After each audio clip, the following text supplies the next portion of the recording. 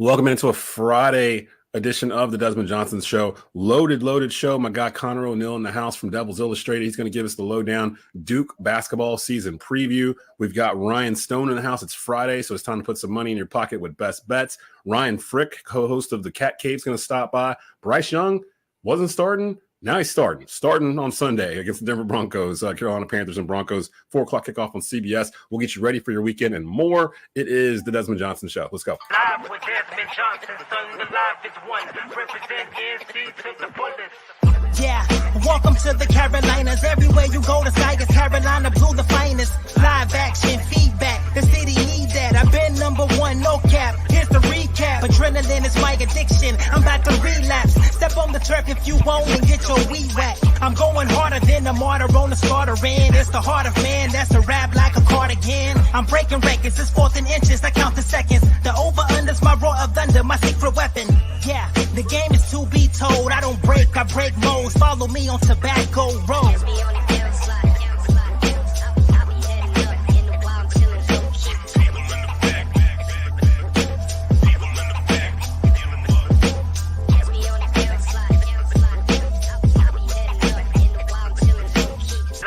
Desmond Johnson, son, the live is one. Represent NC to the fullest. And it is a Friday edition of the Desmond Johnson Show, brought to you by Emergency Responders Credit Union in Winston-Salem. If you are an emergency responder in the Triad, you're looking for financial services, ERCU is for you. Go check them out on Link Road. Emergency Responders Credit Union, a proud sponsor of the Desmond Johnson Show and Tobacco Road Sports Radio. Again, like I said, loaded show today. We're going to start off in ACC basketball world. Conor, I can't believe the season is literally about to start. I'm looking at my calendar. We're towards the end of October. We're what, like 2 weeks away? I think about 2 weeks before it starts, beginning of November. Yeah, I think less at this point, right? Yeah, and it's maybe the days and weeks blend together so much at this time of year. It's just like, okay, I know that November 4th is the day that I really have to lock in, or maybe a couple days before then. Maybe I'm locked in a little more. No, that date sounds right. Because we do A&T over here, and I believe that's their opening day too. I think it's opening day for everybody, like it was last year, where kind of everybody played opening day at the same time. So yeah, that'll begin there. We're just gonna hop right into it because again, we got a loaded show. I know people are watching on their lunch break. We're gonna get you guys in and out. We did Wake Forest last week. If you missed it, you can go catch it on the YouTube channel for Tobacco Road, youtube.com/@Tobacco Road Sports Radio. Just go look at last Friday's episode. I believe it's October the 17th, the date where Conor gave us an update there on Wake Forest, who are picked to finish third in the ACC. Let's talk about the team that's been picked to finish first in the preseason poll, which is the Duke Blue Devils. Let's just get the elephant out the room already. Is Cooper Flagg as good as advertised from what you have seen thus far and from what you've been told and everything, all this? Because this guy has been touted as the next big thing pretty much, and he's pretty much an 8-month rental at Duke at this point. I think we all knew this, but is he as good as advertised? So the thing that I would say is if you've seen Cooper Flagg and understand his game, you know how he's going to impact games, and it's basically across the board. The kid does a little of everything. If you haven't seen him play and you're going into it thinking that he's going to be this phenomenal scorer because you might have seen a couple clips of him shooting threes over Anthony Davis in Vegas when the Team USA was getting ready to go play in the Olympics, that's not so much him. His shot is improved since he's gotten to Duke. It was a little hitchy when he was at Mount Vernon the last 2 years, and I think that's been soothed out. I want to talk to him about it next time I get a chance to get in the Duke locker room. But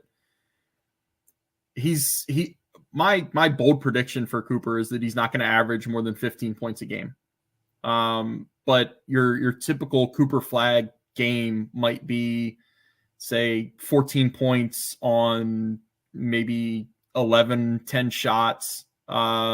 Then he gives you like 12 rebounds, 8 assists, a couple steals, a couple blocks. It's going to be all across the board. And that's kind of the way you have to prepare yourself for what he's going to bring to the table. Conor ONeil joining us here on the Desmond Johnson Show. Follow him on X at Conor ONeil_DI. For the first time, really, since John Shire took over the program, he really dipped into the transfer portal. He was one of the ones that really hadn't done that as much as, say, Hubert down the road, or even Steve Forbes, who's become a master at it down at Wake Forest. in your eyes, who's the biggest portal transfer impact player added in this offseason? Potentially. Yeah, I mean, we could be talking in a month and I could have one answer. We could be talking 2 months. I could be a different answer, and we could be talking 3 months and it'd be a different answer from the first two. That's a good thing for Duke though, right? Yeah. It's there was a pointed effort to get older, tougher, more experienced through the transfer portal. And that's what really hurt Duke when they lost some games the last couple of years. And the first year you could understand it. I mean, John had a completely different new roster other than Jeremy Roach. Last year it was a little disappointing, right? Because he brought back so many sophomores, and Jeremy Roach was back also as a senior. Ryan Young was back, but they got out-toughed and out-manned in some of those games last year. So they wanted to address that. They brought in Sion James from Tulane, is a just muscle-bound wing 2-guard type. He looks like a grown-ass man. Mason Gillis comes from Purdue. He was the Big Ten Sixth Man of the Year last year. He's a career 40% three-point shooter. He's going to do a lot of the nitty-gritty things that might not show up in a stat sheet, but win games. I mean, he was 40 minutes away from winning a national championship last year. And then Malik Brown comes from Syracuse. They're trying to get him more aggressive offensively because they've made it seem like all he wants to do is play defense and just kind of float offensively. And that's different. Yeah. But yeah, usually it's the other way around, right? With kids coming out, but exactly. But yeah, he's a little different. He really wants to lock you down defensively and make your life hell with deflections and smacking the ball out of your hands and that kind of thing. So those three, I mean, like I said, it could be any one of the three is a valid answer right now for which one of them is going to have the biggest impact. Okay, so outside of Cooper Flagg, who's gotten a lot of publicity, you mentioned him scrimmaging against the U.S. national team, and he got a lot of attention from off of his play there. Outside of Flagg, this is the top-rated class in the country coming in here for John Shire. Which freshman player intrigues you the most outside of Cooper Flagg? So the common answer here would be Conor Nipple, because he's really the freshman who has also sprouted onto everybody's mock draft, and I think he's listed by some people as a potential lottery pick. I know Jonathan Gavoni watched them practice 3 times earlier this month and came away from it saying he was the best player on the court by far. He's kind of he's 6'6" without shoes on. He's 6'7" with shoes. He was telling a joke about that. He wants to be listed at 6'6". I don't know if it's a little Kevin Durant-ism. Yeah, I never understood Durant would do it, but yeah, but he's one. I am most intrigued by Kamen Malawach, though. He's the 7'2" kid that came over from Africa. He was the late addition to the class. He's going to play center. I mean, he's 7'2", 250. I'm writing a story right now about how vocal he is defensively and how valuable that is to a defense to have a freshman come in and play center and be like the loudest guy on the court. Didn't he play on that South Sudan team that almost beat the USA Olympic team? Okay. He was in the Olympics. Cooper Flagg just practiced against the team that went over to represent the US. Yeah, so Duke's building like an army over with these young kids. I don't like the idea of being a Carolina fan. I don't like that they recognized that they were too young last year, because that was the one thing we kept saying. Like, y'all are too young. Like, you're getting pushed around. When NC State can push you around, you probably need to go find some vets somewhere. And they did in that Elite Eight. And we're starting to talk about Duke like they had a bad year. They literally made it to the Elite Eight, and it's not like they had like a down. Well, I guess a down for Duke, I guess. But going a little bit further, I looked at the Blue Devils schedule. I didn't realize how tough of a non-conference schedule that they have this year. They got a lot of big games coming up early. Who's the biggest non-conference game for the Blue Devils in your mind? What's the one you're looking forward to the most? And I mean, well, personally, I'm looking forward to being able to go to the Champions Classic, because this is the 4th year that I've been covering Duke, and it's the first time that I am going to be able to go to that because it's in Atlanta, and it's been, I think, in like Chicago, New York, and Chicago, and Indy. I didn't realize how drivable Indy was until I went out to Omaha for Wake's baseball team being out there. So next time it's in Indy, I should be able to go. Did you drive to Omaha? Yeah. Oh, how long of a trip was that? That's I think it was like 17 hours, 16 hours. I've been to Omaha twice by plane. Yeah, I couldn't imagine driving that. Only thing I remember, the main thing I remember getting off the plane the first time in Omaha, Nebraska, was that there were no trees, there were no hills, everything was just flat, and it smelled like steak when you got off the bit, like beef, like was cooking, like wafting off into the the distance when you cut off the airplane. Both times I had to go to Omaha. That was my biggest memory from there. Who are they playing this year? Is it Kansas? This year's Kentucky. So they got the late game in the Champions Classic in Atlanta is Duke, Kentucky. The biggest game for Duke in their non-conference is probably the trip to Arizona. I mean, the eyes are going to be drawn to the game against Kansas because aren't they the preseason number one? I believe so, in the AP poll. Yeah. I mean, that's going to be a big one. It's on the neutral court. It's in Vegas. But I've said for a couple years now, everybody that wants to criticize Duke for not playing true road games, the people that do that are the ones that hate Duke. And I've always kind of said, like, why do you criticize them for doing this? It hurts Duke. Yeah. Like it shows up when Duke goes and plays their first couple ACC road games and lose them in games that matter more to the record when you're talking about, it's ACC standings. Like, it's a good thing for Duke haters that they don't play these road games. Well, now there are a few things and a few ways that John Shire has changed things from Coach K, and he will never come out and say that he has to change the way things were done at Duke, because look, they won 5 national championships under the guy. John's not going to come out and say that they were doing it wrong. Right. Yeah.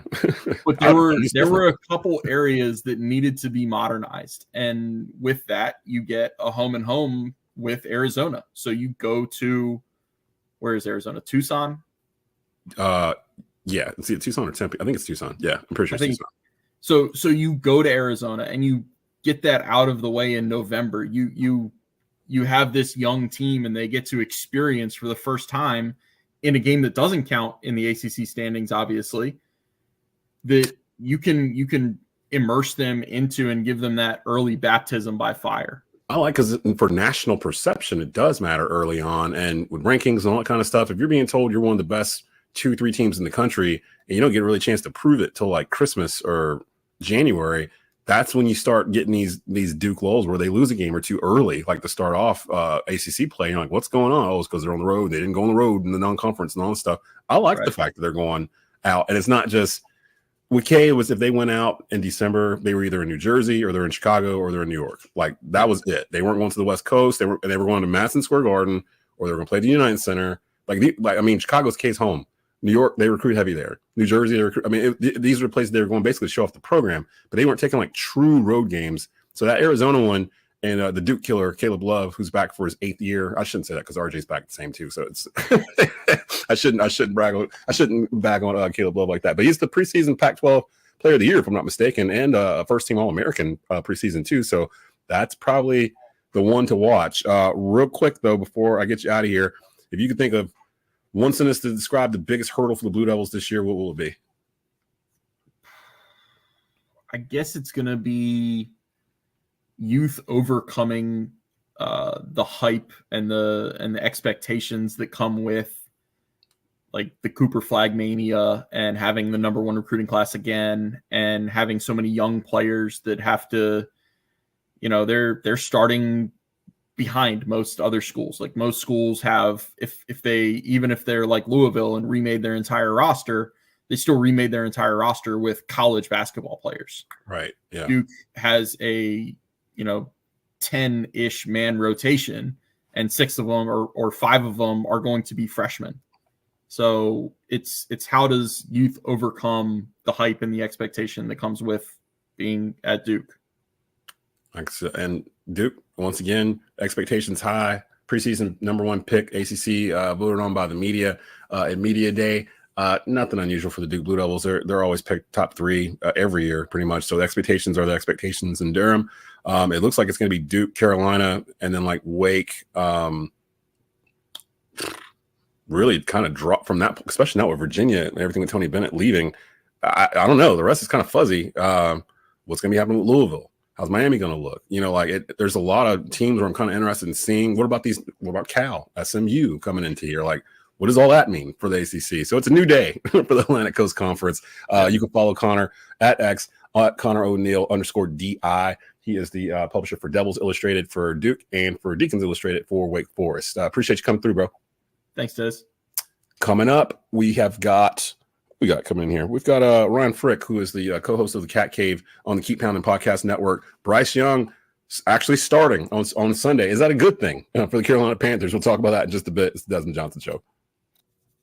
Welcome back into the Desmond Johnson Show. It is a Football Friday. Shout out to Conor ONeil for stopping by and giving us a Duke basketball hoops preview coming forward. And coming up here in just a little bit, we will have I'm completely lost my thing on what we have going on here today. You'll find out in just a little bit. Right now, Ryan Frick in the house. He is the co-host of the Cat Cave on the Keep Pounding Podcast Network. You can follow it on Twitter /X at KP Pounding Network. It's a part of the Fans First Sports Network, and it is Carolina Panthers centric. You can get all the latest news, notes, and analysis from there. Ryan, what's up, my brother? How you doing, man? Man, I'm doing a lot better than the Carolina Panthers are these days. I hope you are as well. Man, there was a stretch. I told Stu on Believe in Panthers earlier this week. There was a stretch during that game Sunday in the second half where we were on defense, and I pride myself on I can name the starting lineup for the offense and the defense, no matter the week for Carolina. I know who's out there playing. I know who's hurt. I know who's playing for him. There was a stretch where I was like, I don't know who that person is. I don't know 8 people that are out here on defense running around. And it got to the game had already gotten out of hand. And I was kind of watching a homework assignment more than anything else. And I was like, I'm going to watch the rookie. I'm going to watch Trevin Wallace. I'm just going to watch him like I would watch Luke Kuechly or Steph Curry or somebody, where I'm just watching that one player. And as I'm watching him, I'm seeing other players cross the screen, and it'll be like Sullivan or Smith or Jones or someone. I'm like, who the hell is the most basic names? Yes. They can literally be anybody. I was like, who are these people? So they're not even second string. They're third string, fourth string guys off the street, practice squad type players that Carolina had tried out there. Now, since we did Believe in Panthers on Tuesday, it sounds like they're getting reinforcements back. A lot of them. Jadeveon Clowney looks like he might be going. Josie Jewell looks like he might be going. Adam Thielen looks like he might be going. We might have a Jonathan Brooks showing this upcoming week. So there's a lot. DJ Wanham. Wanham's finally going to probably get out there. Taylor Moton might be close to coming back. So it's kind of a good week if you had to do a quarterback switch. And apparently that's what's happening. So recently on the previous episode of Carolina Panthers, head coach Dave Canales basically said, when peppered, Andy Dalton's my quarterback. Basically stop asking me. It ain't going to be Bryce. I'm worried about Andy.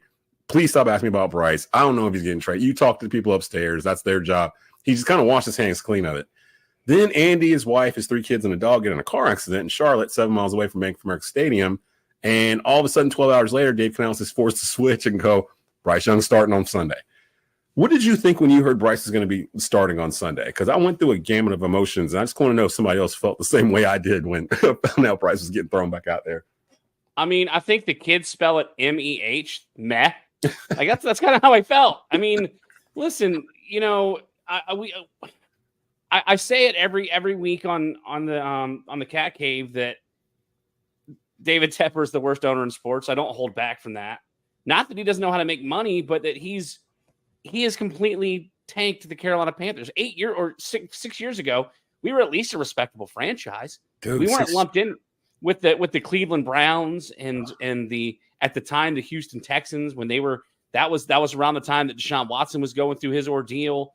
We weren't lumped into the at the time Oakland Raiders. But the thought that Bryce Young is going to get another start is, to me, it's not that big of a deal, because a year after Carolina has their worst season in franchise history, all David Tepper did was increase ticket prices. Yeah. There's not much room to go worse. There's not much room to get worse. And especially, you talked about that game when you were watching the game, looking for guys. First of all, 8 out of 11 guys on defense that you can't name should say a lot. But the game was out of hand after the first interception. The game was over. That was basically a handoff, pretty much. Yeah. It was just here. Yeah. So, I mean, the optimist in me wants to say that I would like to see Bryce Young come out and have learned something after having been benched for the last 5 games. But even in his body language and in interviews since this has come out, since Andy Dalton's car accident, and he's been thrust back into the starting lineup, it doesn't give me confidence. Like I think I also said on the Cat Cave, and after the week 1 game, Bryce Young's first pass of the season was intercepted. Yeah. What did he do? He laughed on his way to the sidelines. Dude, that infuriated me. And me too. I was like, what are you doing? Like, the cameras, you're the number 1 overall pick. You have to be aware that the cameras are on you at all times. It can't be haha, my bad. Like, no. We talked about it on the Cat Cave, and I told Shannon, I said, this is the moment that I realized that Bryce Young's not the guy. Yep. And he may go somewhere else and have a better experience. Maybe he gets traded in the offseason to the Dolphins so that the Dolphins have a backup plan. Because you could tell after the Dolphins lost Tua Tagovailoa once again that they don't have a backup plan in case Tua goes down. Yeah, maybe Bryce Young again. Maybe he's learned something over the last 5 weeks on the bench, and he's able to increase his value in a sense that they can trade him away. But when I saw him laughing on his way to the sidelines after the first pass of the season was intercepted, I knew he wasn't the guy. And nothing against him. I'm sure he's a very nice guy. I'm sure he practices hard. I'm sure he knows more about playing quarterback than I'll ever know in my lifetime. But I don't have a lot of confidence. And I think that Dave Canales was put in a bad situation by being hired for this job. Like, this wasn't a very desirable job in the offseason, right? This is the 3rd coach in 4 years.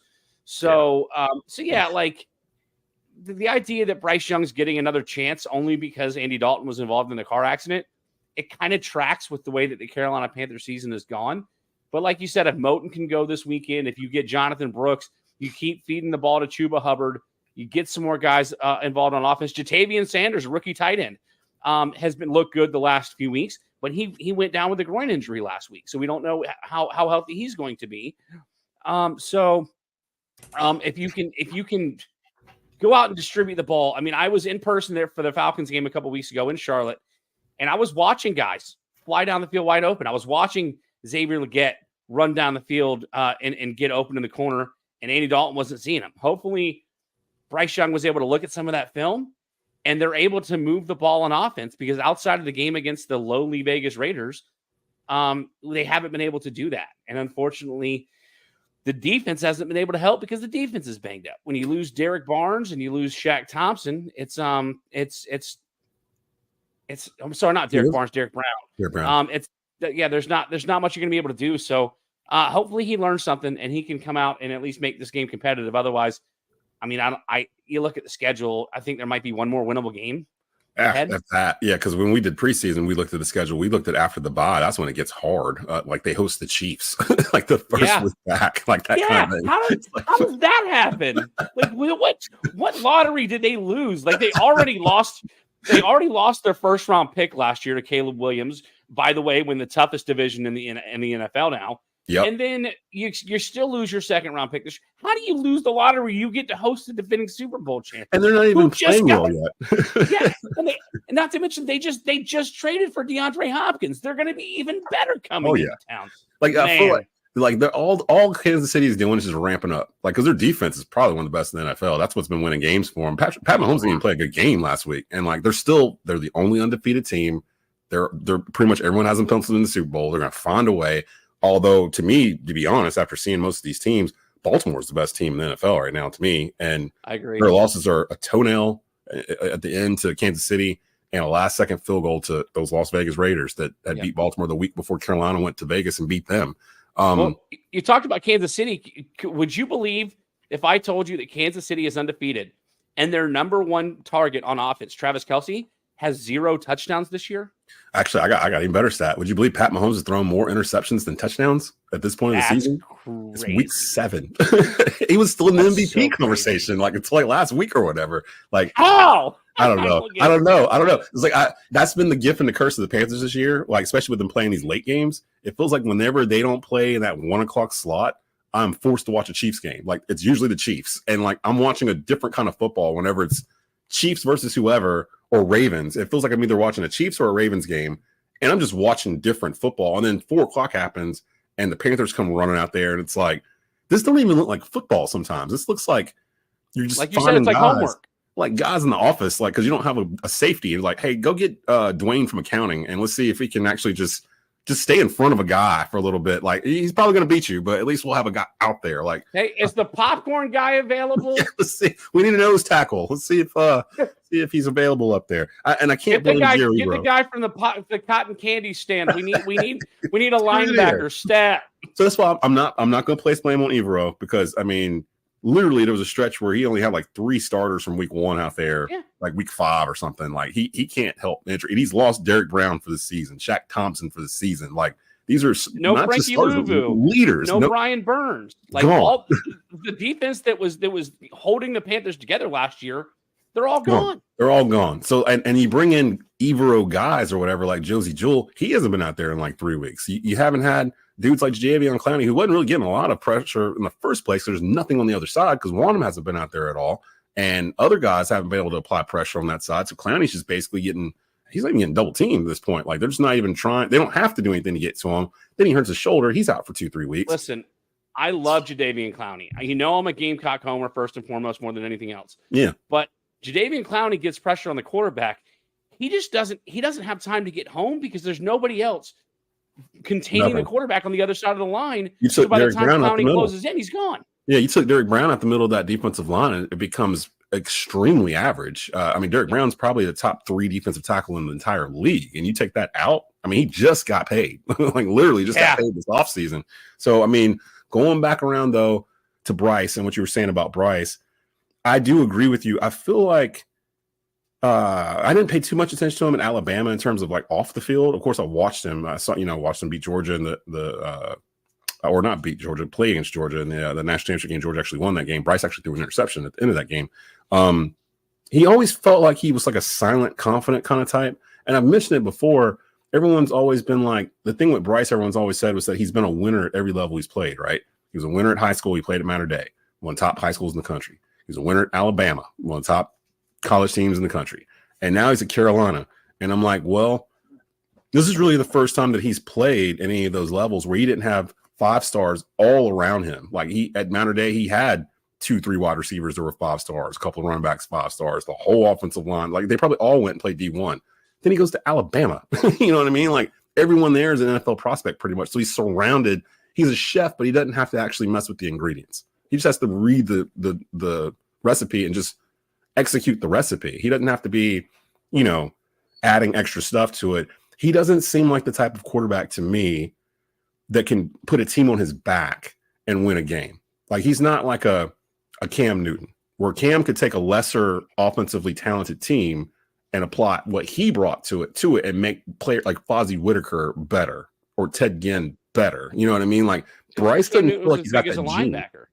Yeah, and he'll truck you. Like that. I mean, he was a unicorn. But like even a guy like Joe Burrow kind of has that to me, where it's like he can amplify your offense based on what's out there. Lamar Jackson, same way. Pat Mahomes, the same way. Now, I'm not saying Bryce needs to be one of these kind of quarterbacks. He's not a unicorn.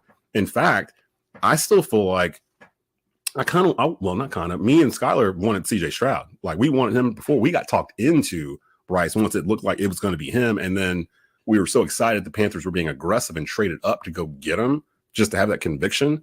We're like, all right, we'll ride. Let's go. Let's see what this happens. Because, I mean, he has been a winner.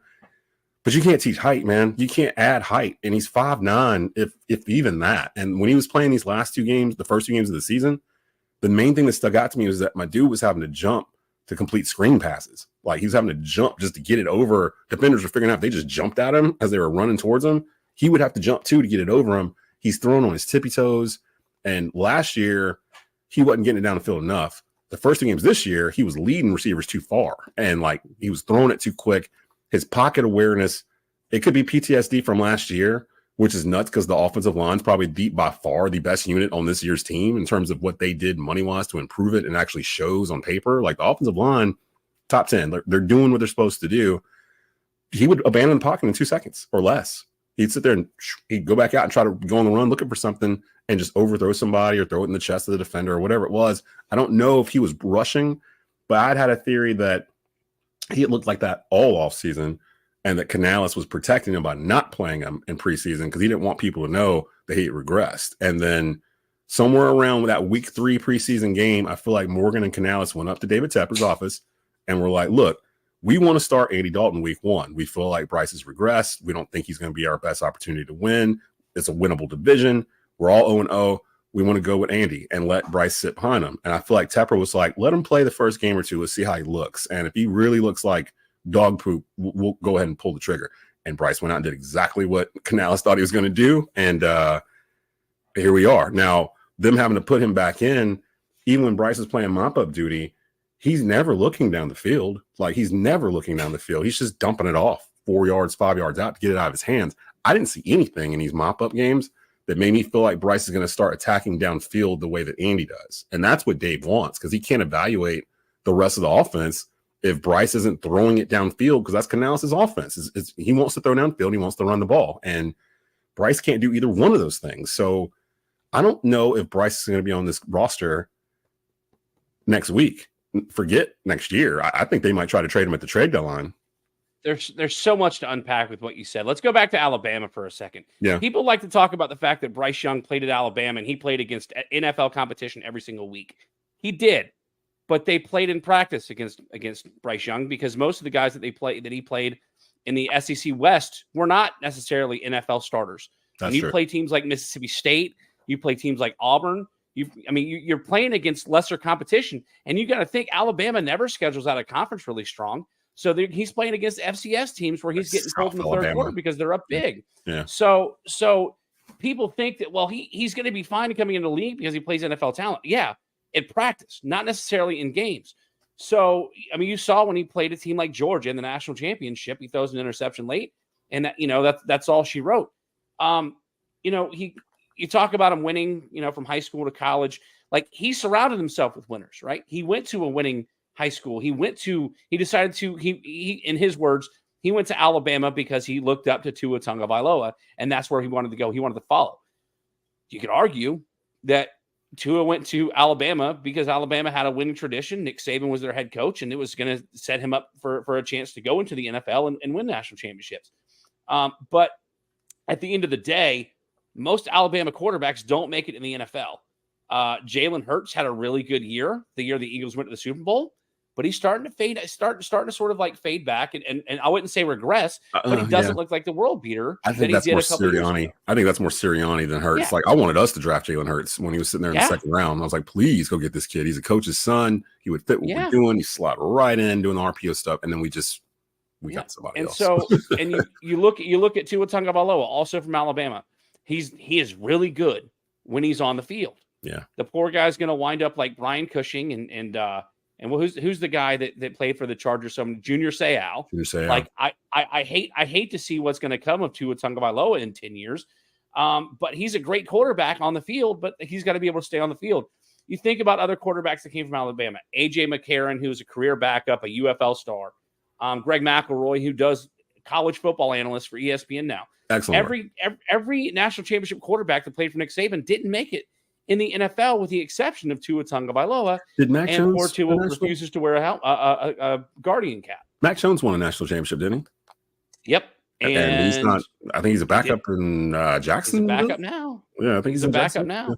I think so. Lawrence. Yeah, he is a backup in Jacksonville. But so I say all that to say that, like, it's very likely that Bryce Young could be the next Alabama quarterback who succeeded in college that didn't succeed in the NFL. You talked about the fact that he's only 5'9". You can't teach height. He doesn't have the skill set of a Kyler Murray. I don't think he has the skill set of a Drew Brees, and he doesn't have the skill set of a Russell Wilson when Wilson came out of college. Now, Wilson has lost a step as he's gotten older, but it feels like Bryce Young never had that step to begin with. Yes. That you just nailed it right there. Because this would be a different conversation if he was as fast as Kyler Murray. That's kind of Kyler's thing. Like, he's fast. He skirts around like Mighty Mouse or whatever. Bryce can't do that. He gets run down by 300-pound defensive linemen from behind. And it's unfortunate because, like, you want obviously your team drafts him. You give up a king's ransom to go out and get this guy in the draft, and he just doesn't work out. And this isn't the first time. We could go through the litany of quarterbacks in NFL history that were drafted number 1 overall that just didn't work out. Unfortunately, it took a little longer to weed those guys out than it has Bryce Young. But to your point, in mop-up time last week, He went 2 for 2 for -4 yards. Explain to me how you can complete 2 passes and finish the game with negative passing yards. I just don't understand. I'm with you. I think if Dave Canales wants to make a statement, and Dan Morgan is allowed to make the move, then I don't see any sort of situation where Bryce Young is on this roster come next week. I mean, there's a bunch of teams that were being talked about and discussed about maybe being interested in Bryce Young. I truly believe that the Miami Dolphins aren't a bad place, because then he can learn behind a Tua Tagovailoa. Maybe he can learn that offense, the guy that he looked up to as he was coming up. An offense that is set up to extend the ball down the field and has fast guys that are able to do it. Yeah. But then you're starting all over, and then you're concerned about, well, who are we going to go get in this year's draft? Are we going to go get Shedeur Sanders that'll put us right back in the same situation that we're in now? Do we go out and get Quinn Ewers, that the only team that he's played that was a challenge for him? Like, they pulled him to try to get a little spark from Arch Manning? Or do you go and get Cam Ward, who was in 7-point battles week in and week out against ACC competition? I don't want any of those rookie quarterbacks. Shedeur, because of some of the comments he's made after games, or whatever, he just doesn't seem like a leader type for a 10-year period or whatever. The others seem like like Kenny Ewers and Cam Ward. They seem like a step or two below what I would want if I'm picking high at quarterback in the first round. Kind of like the year when Kenny Pickett and what was the dude? Malik that went to Tennessee. Malik Willis. He's the backup in everyone was trying to push him into the first round. Yeah, they were trying to push him in the first round, and Pickett went like 20th to the Steelers, and Willis went like in the third round, and it just wasn't a really good draft for quarterbacks. I would rather them spend more time building back up the defense and actually trying to retain some of the free agents they're going to have on offense. Deontay Johnson, Chuba Hubbard's in his final year. J.C. Horn in his 5th year. Yeah, pay Chuba Hubbard. Hey, Chuba Hubbard. I don't care what else they do. Like, get rid of Miles. Hey, Chuba Hubbard. That's number one priority in the offseason. Keep Chuba Hubbard. He is the only guy on this offense that you can count on week in and week out. He is what Stu would call a dog. What Cam Newton would call a dog. Like, specific guys that Dan Morgan was saying that they need to start rebuilding in the building. That old school Panther dog mentality. Guys like Cam Newton, Jonathan Stewart, Steve Smith, Greg Olson, TD, Luke Kuechly, those guys that were like vocal, Josh Norman, guys that were vocal, like had a little edge to them and were good players and smart players. And that's kind of what Dan was referring to. And I see all these people saying we should trade Deontay Johnson, we should do this, we should do that. We should actually start keeping some of our players. Like you mentioned when we first started the segment that, 7 years ago, Carolina wasn't a laughing stock. Like 7 years ago, Christian McCaffrey was still on this team and was probably a top 3 offensive player in the league then. DJ Moore was still the number 1 receiver. Yeah. Cam Newton was still the quarterback. Like they still had remnants of the 2015 team on that team in 2017 when they got to the playoffs as the wild card. And that was the last good season Carolina's had. That was also the last season before David Tepper bought the team. And I know how you feel about David Tepper. We've kind of taken the whole if you're going to be a heel David Tepper, don't walk the line. Just be Hollywood Hogan. Like, don't act like you're not Hollywood Hogan, because that's what he does. Like, he'll do some drastic, dastardly stuff, throw water on a fan, spit on a baby, whatever he's doing. He's doing something. Is that more Hogan, or are we looking more like Eric Bischoff? Like the guy, like, I feel like he's more of a Bischoff. He's kind of got this kind of, not a cowardly thing, but he just doesn't show up, but like once every like 13 months, like for the press. Like, so we don't get a chance to ask him questions. Like, he's just nowhere. And that's the funny thing for me. Everyone's like, he's so meddlesome. Really, in the past 7 years, we've seen this man like 7 times. Like, literally. Like, if you go back and think about it, he doesn't do press conferences. He don't do interviews. He don't do anything like that. He'll just magically show up and give a 20-minute podium thing, and he disappears. And this time he's like, oh, I'm in the shadows this time. And honestly, he really has been. I saw people complaining that he was at practice a couple of weeks ago. He kind of has. He hasn't really. No. Has he really done anything? He does do interviews, but he doesn't answer questions. Let's be clear about that. He's like he does the whole like, listen, guys. I grew up in a middle class family. That's how David Tepper starts. I know about hard work. But no, he hasn't been visible. I need to know how you feel about this, because you talked about what infuriated you about Bryce Young. Yeah. Nothing infuriated me more than after the Panthers beat the Raiders, that David Tepper was in the locker room to give a ball to Dave Canales. Why? I don't want to see him in the locker room. It's The his team is team. I don't care. I He don't. You're owns the the owner. team. You're the owner. Stay in the owner's box. You're the owner. You stay in the owner's box. You are the reason why they are celebrating their first win in what feels like 3 years. Stay out of the locker room. Stay out of the locker room. I don't want to see your face. I don't have a problem with that. I don't have a problem with that at all. Oh, I do. I have a problem when people are like blaming him for the defense giving up 30 points a game. Like, no, it's Oh, because there's yeah, no players out there. Like, we literally have no players. David Tepper didn't go around and shoot every player in the foot. Like, literally, But he would like us to be averaging 11 points per game on defense, but they're David just not Tepper- doing it. he also had the opportunity to trade Brian Burns for a king's ransom, and he missed the opportunity, and he got nothing for it. I think that was Scott Fitter. I think that's why he's not here anymore, because that was two firsts from the Rams, and in hindsight, they should have ran to the podium and did it. Especially if that was their problem. They never tore the house down to the studs. They just kind of took some drywall out and were like, well, we'll keep some of it, and they kept going back and forth. That whole Matt Rule to Steve Wilkes to Frank Wright era destroyed this roster, because they ended. Look at what they gave away. Like, all the second and third round picks chasing quarterbacks to just be quick fixes. They decide they're going to try to go for the division. They start off horribly with Matt Rule in his last year. They fire him midseason. They let Steve Wilkes be the coach. They trade Christian McCaffrey for peanuts right after they make Wilkes the coach. Wilkes goes on a little run, gets him kind of even keeled, and then Tepper's like, I don't want a defensive coach. I don't want the guy that makes sense, has lived in Charlotte for 25 years, but I'll hire this guy that's been living in Charlotte for 20 years. That would be a good story. That's supposed to be this offensive guru. He surrounds him with all these coaches. We think it's like the Avengers of coaching staffs. It's too many cooks in the kitchen. While they're in there doing that, they trade away DJ Moore and 2 firsts and a second. They end up getting the number 1 pick because the team bottoms out. Caleb Williams looks better than the guy we traded up for. And it's like all this perpetual trying to quick fix. Like, maybe back in the beginning when they had Teddy Bridgewater and Matt Rule, they were a quarterback away. Because, yeah, they still had DJ Moore. They still had Christian McCaffrey. They had a decent offensive line. They were kind of a quarterback away. They just lost Cam Newton. But when you trade all these pieces away, like, these aren't like just average players. DJ Moore is a top 15 wide receiver in the league. From a skill point, yeah. I mean, listen, it's a prime. Tennessee just did something very similar to us, but they did one better. They traded for Ernest Jones and they traded Ernest Jones from the Los Angeles Rams. They traded for him. They gave up I believe they gave up a 5th, and they got a 6th and Ernest Jones. They just traded Ernest Jones to the Seattle Seahawks and got a 4th. Like, they flipped him. Yeah. Like, it's like they bought a car for $1,000. They put a new paint job on it. They added brakes and they sold it for $5,000. The Tennessee Titans can do it. Why can't Carolina do it? That's what people are saying we should do with Deontay Johnson. Like, they're like, well, we got him for, I think it was a 6. And they leave out the part Dante Jackson was part of that trade, because I keep saying, well, they traded him for a 6. If you can get a 4th for him, then we win the trade. No, because we gave up a starter to go with him, and we're not getting a starter back if we trade him.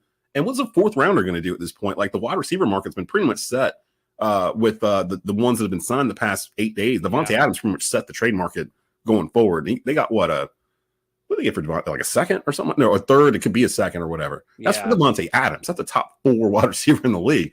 Deontay Johnson, you're lucky to get a 5th. And if you're getting a 5th from him, just keep the dude and sign him.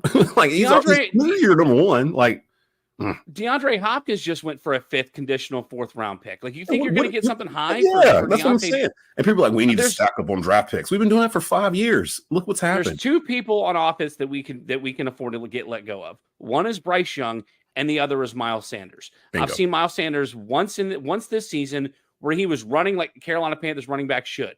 And I stood back because he was breaking through tackles and going through the offense. Oh, man, okay. All right, I see you cooking, Miles Sanders. And that was it.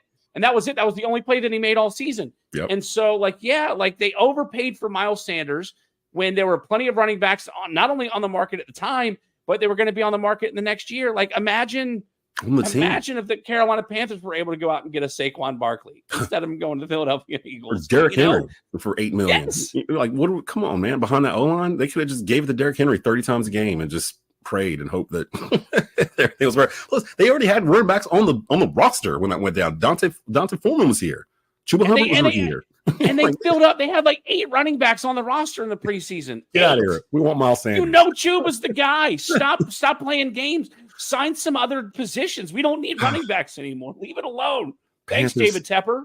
Panthers. That's a good place to enter right there. Panthers Broncos 4:00 kickoff Sunday on CBS. It's another CBS game. It's another 4:00 game. Indulge yourself in some good football beforehand at 1 o'clock, and then just dive into whatever the Panthers are going to be doing at 4. Now, I say all this, and I've been dumping on them all week, not really dumping on them. We try to stay positive with the Panthers because we get it. But I feel like this is going to be the week where they actually win the game. Like, I haven't given a prediction or anything.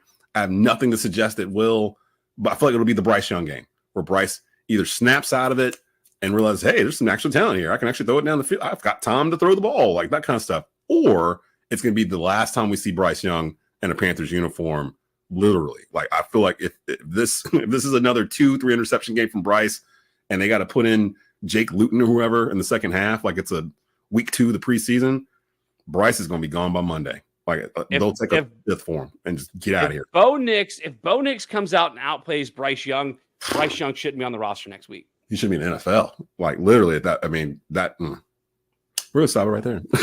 It's a Panthers Broncos 4 o'clock Sunday. Go check out Ryan and Shannon Smith on the Cat Cave. It's the Keep Pounding Podcast Network. The new episodes usually drop on Wednesday. You can catch the video on Tobacco Road Sports Radio's YouTube channel. Catch the audio on all major podcast platforms. On the Fans First Sports Network. Appreciate you coming through, Ryan. Hey, appreciate you having me, man. This was fun. I finally remember. It's Ryan Stone. I don't know why I didn't remember this. It's Best Bets. It's Ryan Stone. It's Friday. He's going to put money in your pocket. Stick around. We'll be back in just a bit. It's the Desmond Johnson Show. Welcome back into the Desmond Johnson Show here, Friday edition. And if it's Friday, it means it's time to put some money in your pocket. Ryan Stone in the house with Best Bets. What's up, brother? What's going on, man? Oh, not a whole lot. Just, looking forward to another weekend of football, man. So I assume, especially now, because I don't know if you're staying in football or not, because we've got NBA tipped off this week. The Hornets are 1-0, so we'll see what happens. You can listen to the Hornets take it on Atlanta Hawks on WWBG, the Hornets Radio Network. Our good friend Sam Farber, brought to you by Tobacco Road Sports Radio. That tip-off is tonight at 7:30. We got a lot of stuff going on tonight, actually. You've got East Forsyth taking on Glenn, the K-Vegas Cup. That's on WTOB. 7 o'clock kickoff with me and Hot Rod Funderburk, and Grimsley versus Page over on WCOG. That's a 7 o'clock pregame, 7:30 kickoff with Chase Williams and the coach, James Willamy. Let's go ahead and get into it. What's some of your best bets for this upcoming weekend? I assume you're starting off in college football? Yeah. I mean, I'm going to stay with football for right now. I have started to dabble with the NBA a little bit, but not quite ready to start putting that in the best bets yet. Plus, we record this in advance, so it makes it a little bit more difficult when it comes to NBA and things like that. True, very true. My first best bet, this was one I actually took earlier in the week, the under on the Missouri and Alabama game, which is one of the top 25 matchups this weekend. But starting quarterback from Missouri, Brady Cook, is considered doubtful for that game. So big loss there for Mizzou. Also, that Alabama-Tennessee game, ended up kind of being a lower scoring ball game. So I don't necessarily see a ton of points necessarily coming up for Mizzou in this one. So I took it at under 56.5. Probably would still. I think it's fallen all the way to 51.5. Yeah, 51.5. Yeah. I would probably still take it at 51.5. Would probably hold off if it goes below 50 at this point. But under 56.5 is what I got it at. Earlier in the week. Also in college football, Illinois and Oregon. Look, I know this is a top 25 showdown, but this is not a typical top 25 matchup. Oregon should take care of business, especially with Illinois having to take the trip all the way out to Oregon. I like the Ducks in that one, minus 21. In the ACC, Duke has been a feel-good story kind of in college football so far, haven't they? They've had a nice season. They keep winning games, and I don't necessarily know how. I think it ends this weekend. This is an SMU team that can put up a lot of points.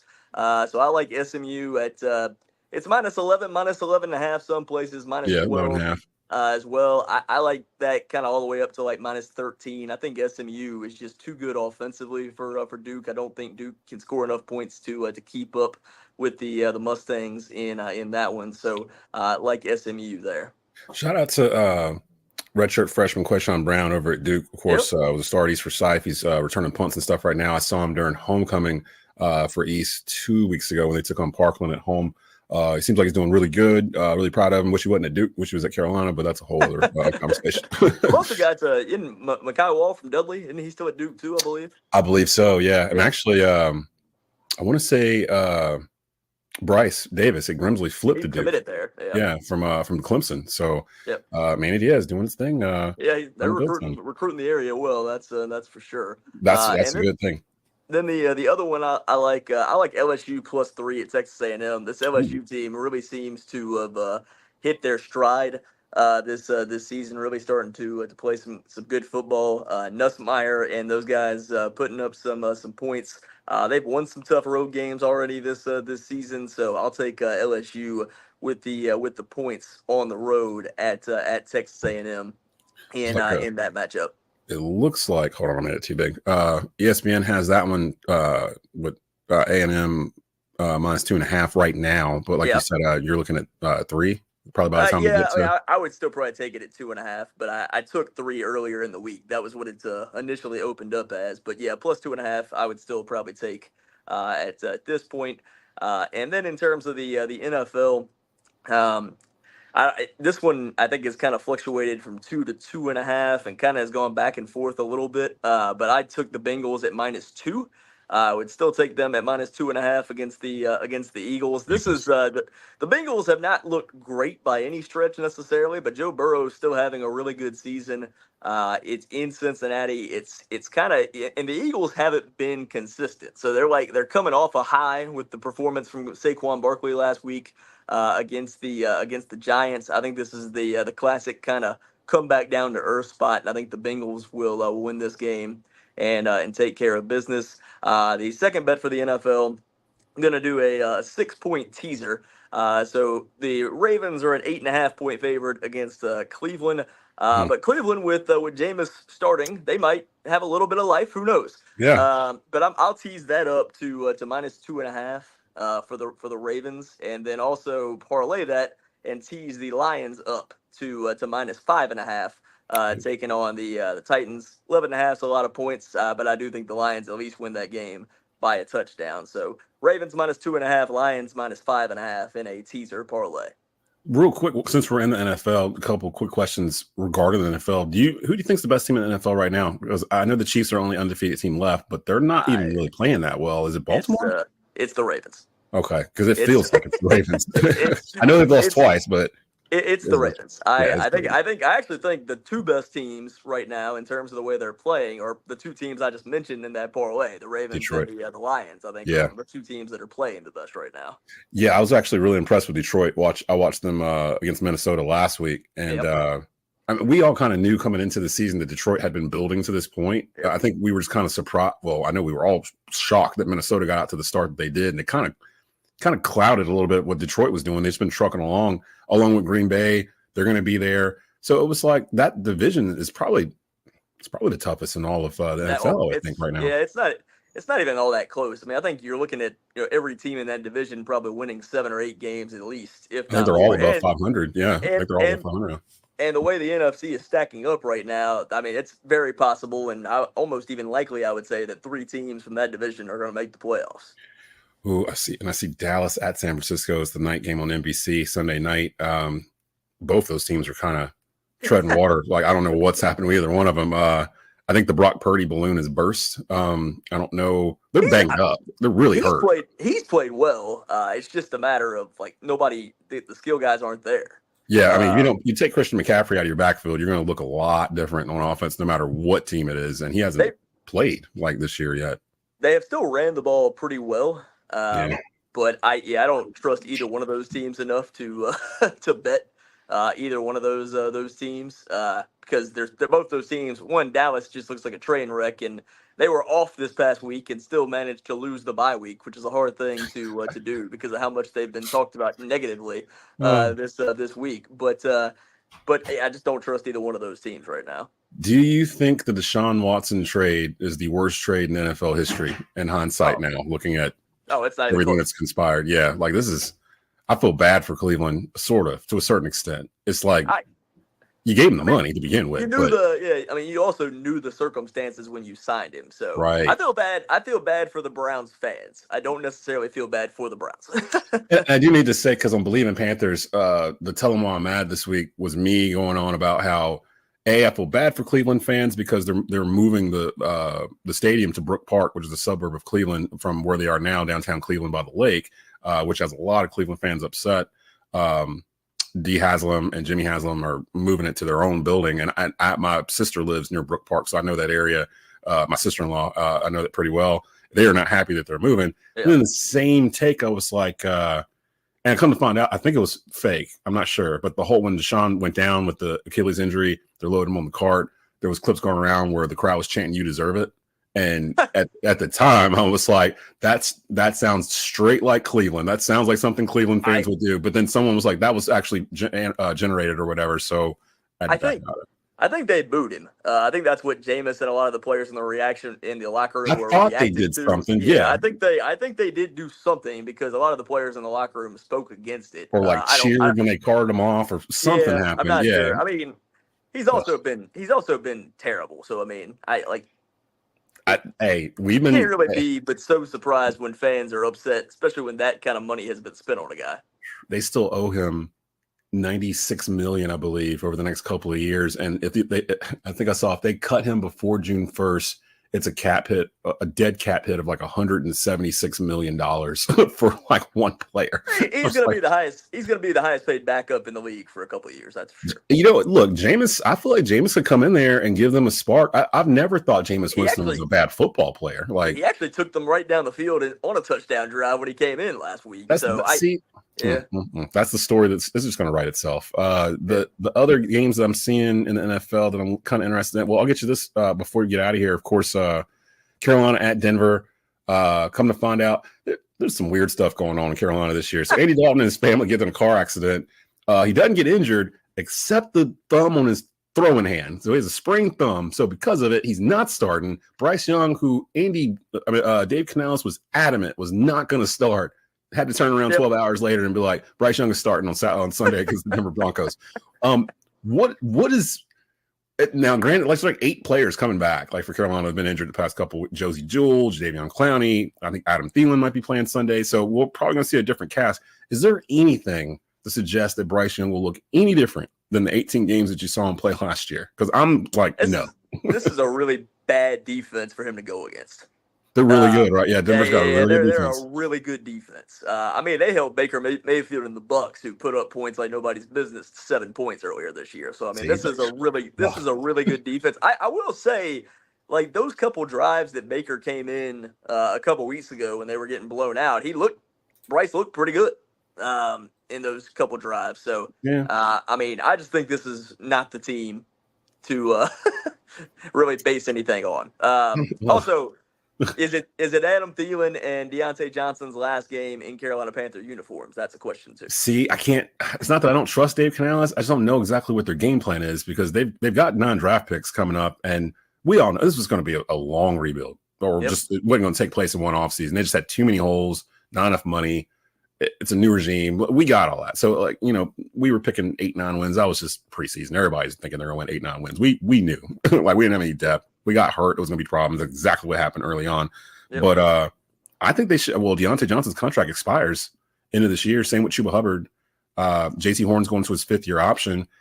I don't want to tear it down to the studs. Like, that's kind of what we've been doing the past 3 years. You got to kind of keep some of these players and build on it. So, I mean, I think if you're going to trade one, it would be Thielen to me. Yes. Because, I mean, he's older. Let him go play for a contender. Kansas City. Deontay Johnson's pretty young.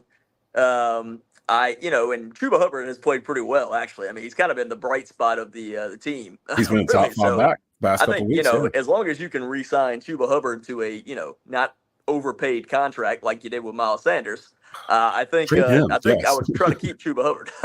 I'd trade Miles Sanders. Like, see, they've got that's the problem. Carolina has skill players that could fit in really well right now with contenders.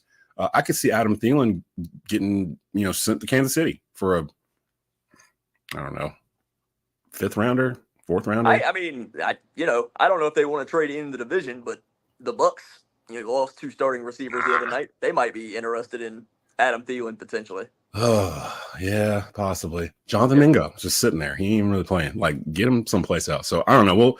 We'll see what Carolina does. Again, Carolina, Denver's 405 again. I think they're on CBS again this week. So They got to stop putting them in the 4 o'clock slot. I mean, I know they're in. It doesn't work. Yeah, they don't play well at 4 o'clock, and it just ruins my whole Sunday because I'm kind of like the whole day I'm just waiting around. My wife's like, "Well, what are you doing?" I'm like, "Well, I'm just waiting for the Panthers to lose at 4 o'clock." So I'm just kind of sitting around, just killing time. And then I make the mistake of watching the 1 o'clock game. So I'm actually watching competent football, and then I go into the 4 o'clock game with Carolina. I'm like, "What is this? Like, this is even Pop Warner. Like, what is this?" The last week when the defense was out there. If you're a fan of your team, who's out there playing. There was a stretch in the second half. I didn't know who was out there on defense for Carolina. I'm like, who was that guy? Who was that guy? Like, I knew Xavier Wood. I knew J.C. Horn. I started following Trevin Wallace just to kind of have something to do like during the game. But everybody else out there is like second and third string guys. You can't really win a lot of games in the NFL that way. So everybody just be patient. Ryan, you can follow Ryan on Rhinestone Sports on X. He's with us every Friday for Best Bets. He'll be back next week. If you want to put some money in your pocket, come by and check that out. Then we're going to get out of here. Enjoy your sports weekend. We'll be back Tuesday. Pretty sure David Glenn will be back in the house. We'll be back on our regular schedule on Tuesday live. We'll have a lot to discuss with him and much, much more. But we'll see you next week.